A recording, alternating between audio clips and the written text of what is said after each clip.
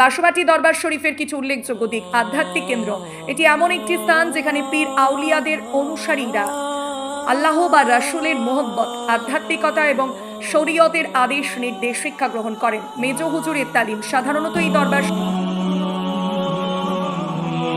আসসালামু আলাইকুম। আমরা এখন এসেছি বাসুবাটি দরবার শরীফ। তো বাসুবাটি দরবার শরীফের এটা হচ্ছে মেন গেট। আমরা এখন মেন গেটটার এটা ভিডিও দেখুন আপনারা। এখন আমরা এর ভিতর দিয়ে প্রবেশ হব। তো চলুন। তো এটা হচ্ছে বাসুবাটি দরবার শরীফ। দরবার শরীফটা হচ্ছে হুগলি ডিস্ট্রিক্ট সিঙ্গুর থানা বাসুবাটি দরবার। তো আপনারা আসতে গেলেন আপনাদের ঘরে বল্লামবাটি রেল স্টেশন আসতে হবে। রেল স্টেশনে নেবে বল্লামবাটিতে, অটোয় বসলে 10 মিনিট বাসুবাটি দরবার। তো ওয়েস্ট বেঙ্গলের মধ্যে হুগলি ডিস্ট্রিক্ট সিঙ্গুর থানা বাসুবাটি দরবার। তো আপনারা আসবেন। বাসুবাটির দরবার শরীফ কিছু ঘটনা লেখা। পশ্চিমবঙ্গের হুগলি জেলার বাসুবাটিতে অবস্থিত বাসুবাটি মেজ হুজুর দরবার শরীফ একটি সুপরিচিত আধ্যাত্মিক স্থান, যা মূলত পীর মাশায়েখদের সুবিধাবাদী শিক্ষা ও অতীন্দ্রিয়বাদের চর্চা কেন্দ্র। এখানে ইসলামের আধ্যাত্মিকতা, শরীয়ত ও মারিফতের তালিম দেওয়া হয়, যা এলাকাটির মানুষের আত্মশুদ্ধি ও দ্বীনি শিক্ষার জন্য গুরুত্বপূর্ণ।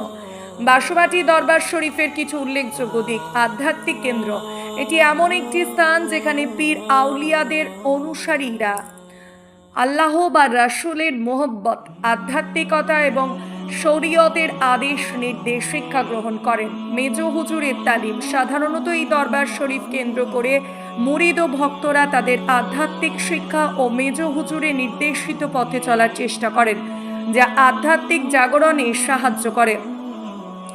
এখানে বিভিন্ন সময় মিলাদ মাহফিল, জিকির ও ওয়াজ মাহফিলের আয়োজন করা হয়, যেখানে দূর দূরান্ত থেকে মানুষ আত্মশুদ্ধি ও শান্তি খোঁজার জন্য আসেন। ঐতিহ্য শিক্ষা, দরবার শরীফটি স্থানীয় মুসলিম সম্প্রদায়ের মধ্যে সুন্নাত ও শরীয়তের অনুসরণ নিশ্চিত করতে এবং বিভিন্ন কুসংস্কার দূর করতে গুরুত্বপূর্ণ ভূমিকা পালন করে। দ্রষ্টব্য, এটি একটি সুফি দরবার, তাই এর নির্দিষ্ট ঐতিহাসিক ঘটনাগুলো চেয়ে আধ্যাত্মিক মাহফিল ও তালিমের ওপরই এখানে বেশি জোর দেওয়া হয়। আকাশ ছিল, বাতাস ছিল, ছিল বনের প্রাণী।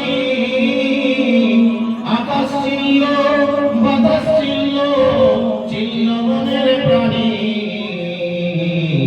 মানব বলে জননীয়া ছিলাম না নবীজি।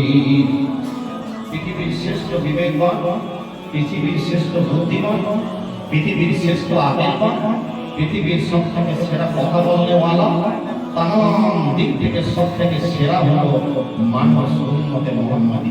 সুবহানাল্লাহ।